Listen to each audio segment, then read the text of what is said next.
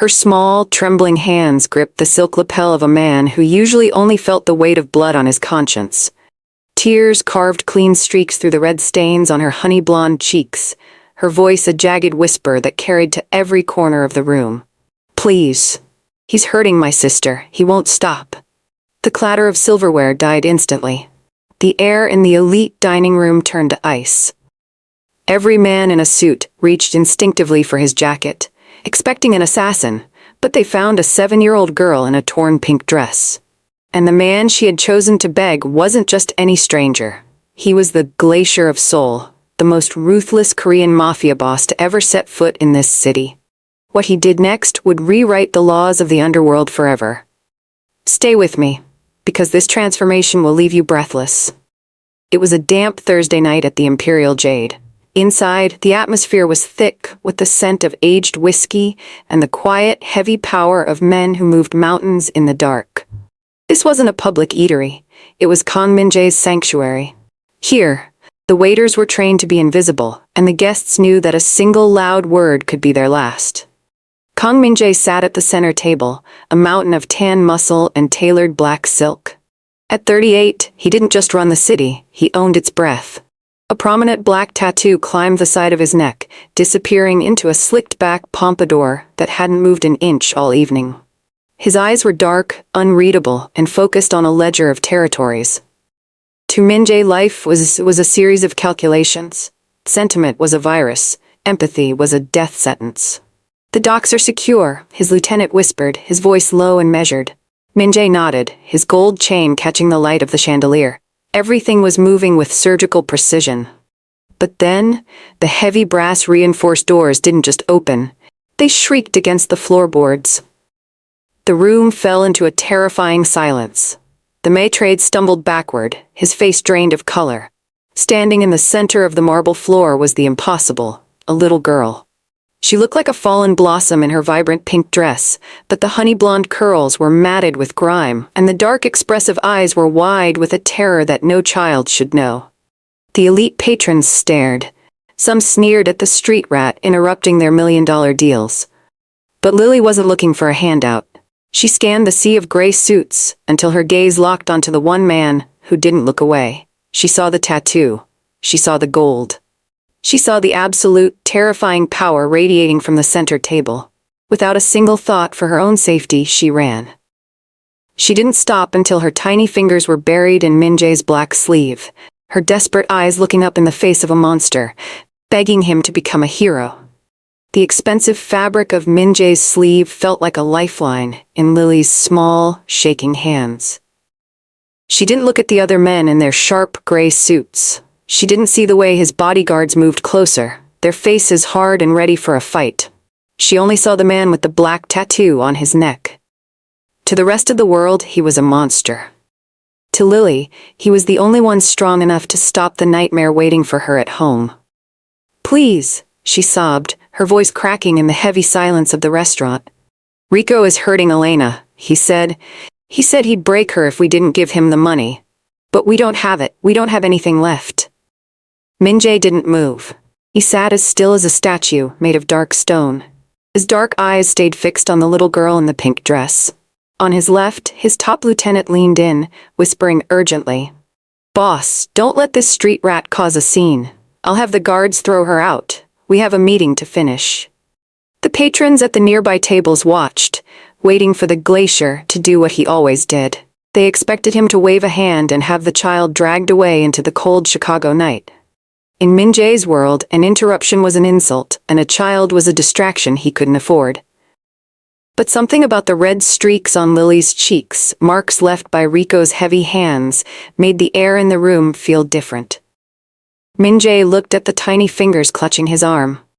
For 30 years he had told himself that being cold was the only way to stay alive. He had built walls so high that no one could climb them. But as Lily's tears soaked into his black silk shirt, he felt a crack in the ice. "Who did this to your face?" Min-jae asked. His voice was low, like a growl that made the men around him shiver. It wasn't the voice of a businessman. It was the voice of a predator who had found a new target. Lily's breath hitched. "Rico Alvarez. He's at our house right now. He's hurting my sister." Min-jae slowly stood up. He was a mountain of a man, and as he rose, the entire restaurant seemed to shrink. He didn't look at his lieutenants. He didn't look at the half-finished wine or the millions of dollars in deals sitting on the table. He reached down and did something that made every man in the room gasp. He took Lily's small, dirty hand in his own. "The meeting is over," Min-jae said, his eyes glowing with a cold, terrifying fury. "Tony, bring the cars around. We're going to meet this Rico." As he led the little girl toward the door, the glacier hadn't just melted, it had turned into a flood. As the heavy black car moved through the dark city streets, Min-jae sat in the back with Lily. The small girl was finally quiet, her eyes closed as she leaned against the soft leather seat.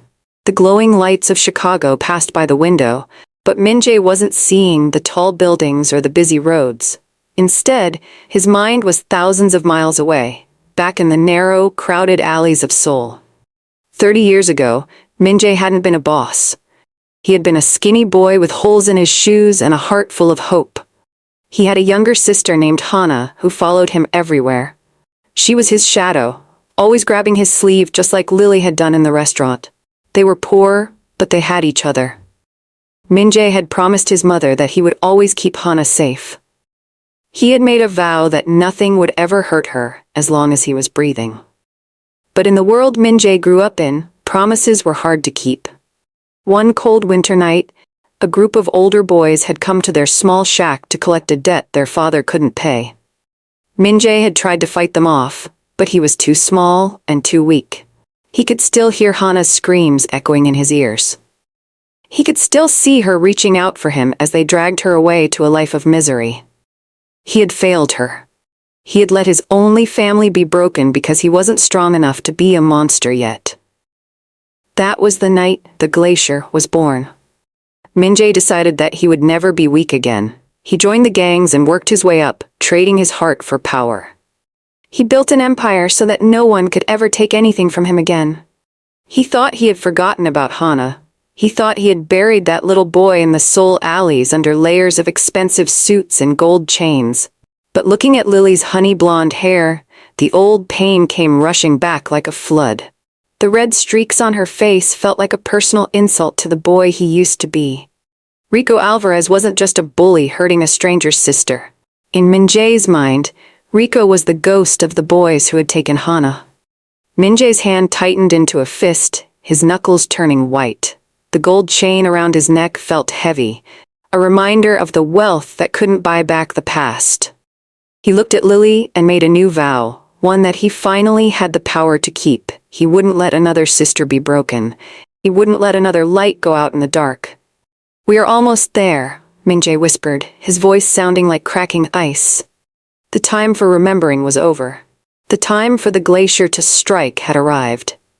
The restaurant was silent as Min-jae pushed back his heavy chair. The sound of wood scraping against marble was like a thunderclap in the quiet room. His lieutenants looked at each other, their faces full of confusion. They had seen him order hits on powerful rivals without blinking, but they had never seen him stand up for a child. "Boss, the shipment from the docks," one man whispered, reaching for a folder of papers. "We have to sign the papers now or we lose millions." Min-jae didn't even look at the folder. He reached out and swept it off the table with one slow, powerful motion. The papers scattered across the floor like dead leaves. He looked at the older men in their gray suits, the ones who had spent the night talking about money while a girl bled in the doorway. "The docks can wait," Min-jae said, his voice sounding like grinding stones. "My dinner is finished, and so is Rico Alvarez." He turned to Lily, who was looking up at him with wide, tearful eyes. He didn't see a street rat anymore. He saw a mission. He reached down and gripped her hand, his large fingers completely covering her small ones. It was a promise made in front of the whole city. "Tony," Min-jae roared, his voice bouncing off the crystal chandeliers. "Get the convoy ready. Every car, every man. We are following the girl." Within seconds, the peaceful elite restaurant turned into a war zone of activity. Chairs were knocked over as Min-jae's guards jumped to their feet. Outside, the quiet street came alive with the roar of powerful engines. 6 black sedans pulled up to the curb, their headlights cutting through the Chicago fog like the eyes of a hungry beast. The patrons watched through the windows in total shock. They saw the most feared man in the state walk out of the building, not with a bodyguard at his side, but with a 7-year-old girl in a pink dress. Min-jae lifted Lily into the back of the lead car as if she were a princess. "Tell the driver where to go, Lily," Min-jae said, his face a mask of cold fury. "Don't be afraid. The dragon is awake now, and he's hungry." The long line of black cars began to move, screaming away from the curb. They ignored the red lights and the stop signs, a dark river of steel flowing toward the part of town where the law didn't go. Min-jae sat in the dark, watching the shadows. He had spent his life building a cage for himself, but for the first time in 30 years, he had broken the lock. The glacier was gone, and in its place was a fire that would burn anyone who stood in his way. The black convoy screamed to a halt in front of a crumbling apartment building on the edge of the city. The streetlights here were broken, leaving the sidewalk in deep, flickering shadows. Min-jae stepped out of the car, his black blazer catching the cold wind. He didn't wait for his men. He didn't check his gold watch. He just looked at the building, his dark eyes tracing the cracked windows until he saw a light on the 3rd floor. "That's it," Lily whispered, her small voice shaking as she pointed upward. "That's where Rico is." Min-jae didn't say a word. He started walking toward the entrance, his heavy boots sounding like a drum against the pavement. His bodyguards followed close behind, their faces hard and their hands near their jackets. They moved like a wall of dark water, pushing through the front door and up the narrow, stinking stairs. The air inside smelled like old garbage and fear. On the 3rd floor, a muffled scream cut through the silence. It was followed by the sound of something heavy crashing against a wall and a man's mean, loud laughter. Min-jae stopped in front of apartment 3B. He could hear Rico Alvarez shouting, his voice full of the kind of pride that only bullies have when they think no one is watching. "You think your little sister is coming back with help?" Rico laughed. "No one is coming for you, Elena. In this neighborhood, I am the king, and kings take whatever they want." Min-jae didn't knock. He didn't give a warning. He raised his foot and kicked the door with enough power to tear the hinges right out of the wood. The door slammed inward, hitting the floor with a sound like a gunshot. The room inside was a mess. Tables were turned over, and flowers from a broken vase were scattered everywhere. In the corner, a young woman with dark hair was pulled up against the wall, her face bruised and her clothes torn. Rico Alvarez stood over her, a thick wooden club in his hand and a nasty smile on his face. When the door exploded, Rico spun around, his eyes wide with surprise. He saw the muscular man in the black suit. He saw the black tattoo on Min-jae's neck and the gold chain that sparkled in the dim light. Rico's smile vanished, replaced by a sudden, choking fear. He had spent his life scaring people who couldn't fight back, but now he was looking at a real predator. Min-jae stepped into the room, his presence filling the tiny apartment until it felt like the walls were closing in. He didn't look at the club in Rico's hand. He only looked at Elena, then back at the man who had dared to touch her. "You called yourself a king," Min-jae said, his voice as sharp as a razor. "But I don't see a king. I only see a ghost." The tiny apartment was filled with the smell of sour fear and broken wood. Min-jae stood in the center of the room, his eyes scanning the damage. He saw the overturned chairs and the ripped curtains, but his gaze stopped when he reached Elena. She was huddled on the floor, her hands covering her face. When she looked up, Min-jae saw a dark bruise forming near her eye and a thin trail of blood on her lip. She looked just like his sister Hana had looked all those years ago in Seoul, broken, terrified, and waiting for a blow that wouldn't stop. A single tear tracked through the dust on Elena's cheek. That tear was the final straw. For 30 years, Min-jae had kept his heart behind a wall of ice, but seeing that tear made the ice shatter into a million jagged pieces. The glacier was gone. In its place was a heat so intense it felt like the air in the room was catching fire. Rico Alvarez tried to swallow, but his throat was dry. He gripped his wooden club tighter, his knuckles turning white.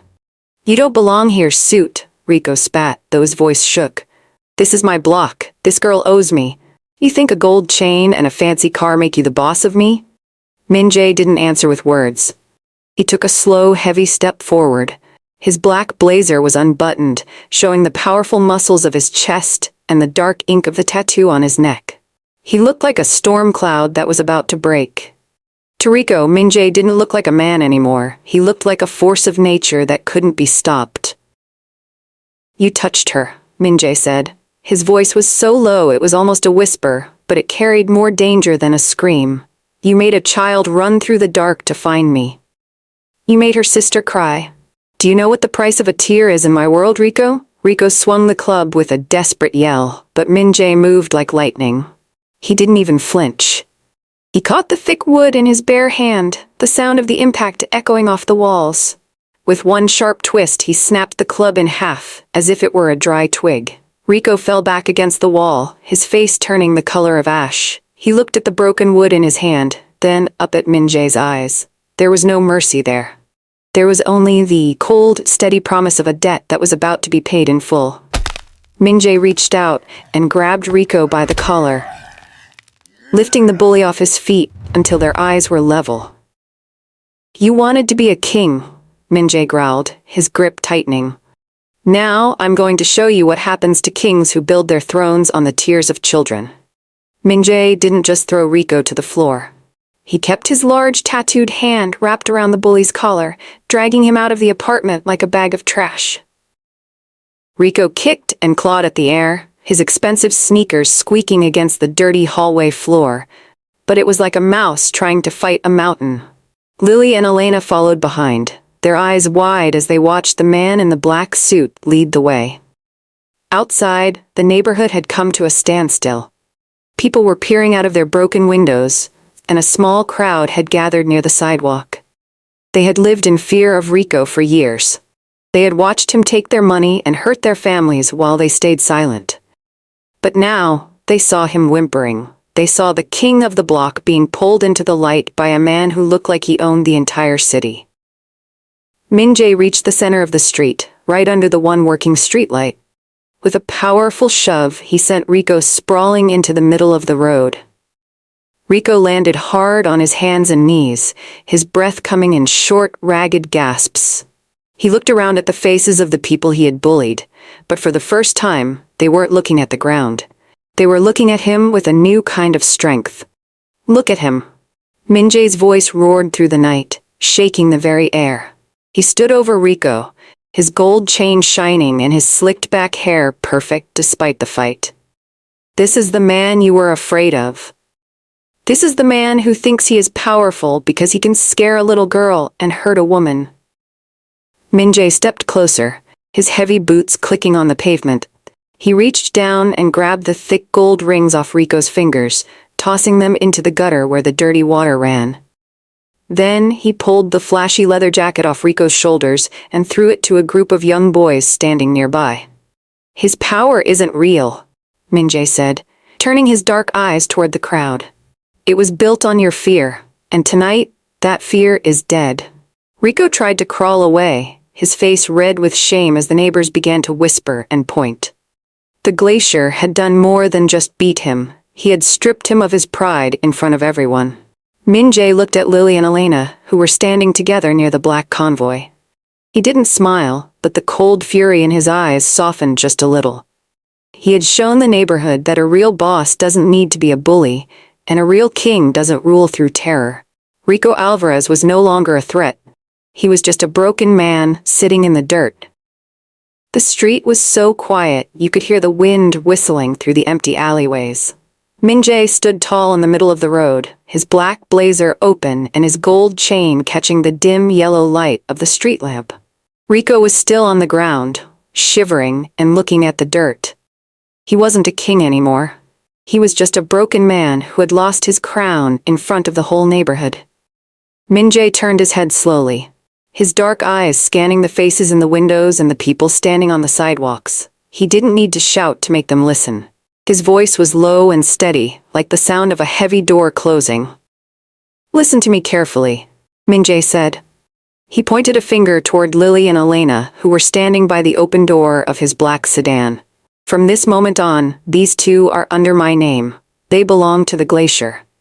The crowd held its breath. In the city, everyone knew what that meant. To touch the sisters was now the same as touching Minjae himself. It was a new law, written in the cold fury of a man who never broke his word. Minjae looked back down at Rico, who was trying to crawl away toward the shadows.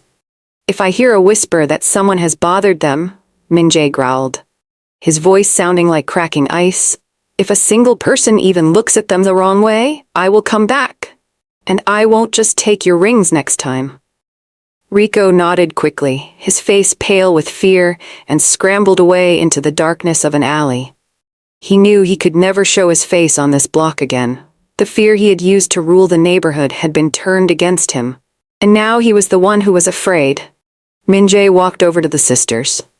He didn't say anything, but he reached out and adjusted the simple collar on Lily's pink dress. His large, tattooed hand was surprisingly gentle. He signaled to Tony, and his bodyguards moved back toward the cars, their boots clicking in perfect rhythm. "Get in," Minjae told Elena. His voice was softer now, but still firm. "You don't have to worry about rent or bullies tonight. You are safe." As the long line of black cars began to pull away, the neighbors stayed on their porches, watching the red taillights disappear into the fog. The neighborhood felt different. The heavy weight of Rico's bullying was gone, replaced by the silent, powerful protection of a man they used to fear. The glacier had brought a new kind of peace to the streets, and for the first time in a long time, Elena and Lily could finally breathe. The inside of the black sedan was warm and smelled like expensive leather. Outside, the city lights blurred into long lines of yellow and white as the car sped away from the dark neighborhood. Elena sat in the corner of the seat, her head resting against the window as she finally let out a long breath. She was safe, but she was exhausted. Lily, however, was not asleep. She sat close to Minjae, her small, pink dress looking bright against his dark suit. The Mafia boss stared straight ahead at the back of the driver's seat. His face was still a hard mask of stone, and his hand rested near the gold chain on his chest. He was thinking about the millions of dollars he had walked away from at the restaurant.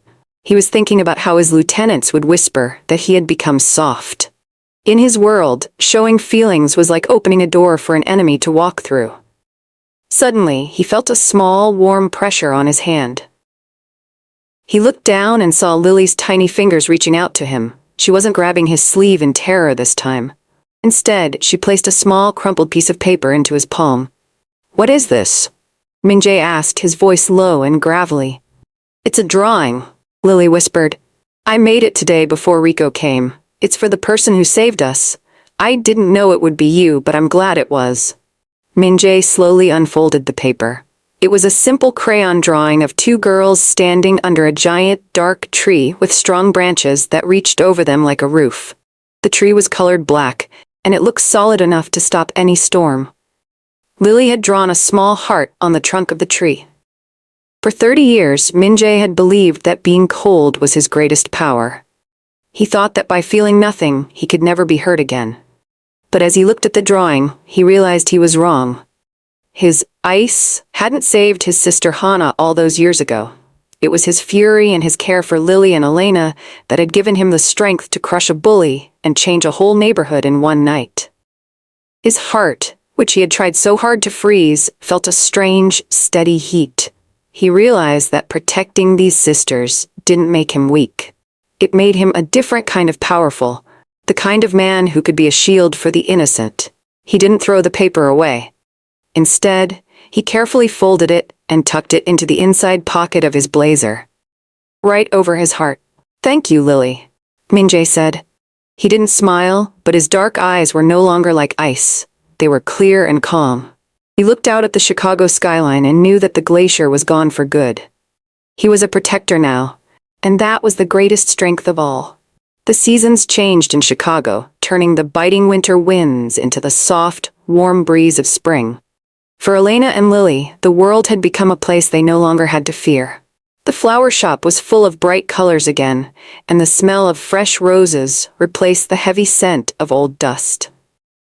Elena worked behind the counter with a steady hand, her face clear and her smile returning a little more each day. She didn't have to look over her shoulder anymore. The neighborhood was quiet, and the bullies who used to walk the streets like kings had vanished into the shadows. Lily went to school every morning with her backpack bouncing against her pink dress. She laughed with her friends and played on the swings, her honey blonde curls flying in the wind. To anyone passing by, she was just a normal little girl. But if you looked closely, at the end of the block, you would see that she was never truly alone. A sleek, black sedan sat parked under the shade of a large oak tree near the school gates. The windows were dark, and the engine was silent, but everyone knew who was inside. It was a shadow that never moved. A silent promise that the glacier was always watching. The local police didn't bother the car, and the street gang stayed far away from that corner. It was the most powerful guard dog in the city, and its only job was to make sure Lily and Elena stayed safe. Sometimes, when the school bell rang at the end of the day, Lily would stop and wave toward the dark windows of the car. She wouldn't see a face, but she knew that somewhere behind that glass, a man with a black tattoo and a gold chain was watching over her. She knew that the drawing she had made was still tucked away in a safe place, and that the man who had once lived only for power now lived for something much greater. Kangmin-jae didn't return to his usual corner table at the elite restaurant to talk about millions of dollars. He still ran his empire, but he did it with a new kind of focus. He understood now that real strength wasn't about how many people feared you, but about how many people you could protect. He had lost his sister Hana a long time ago, but in the quiet moments when he watched Lily play, he felt like he had finally kept his vow. The dragon was no longer a monster to be feared. He was a guardian in the shadows, and as long as he breathed, the sisters would never have to run through the dark again.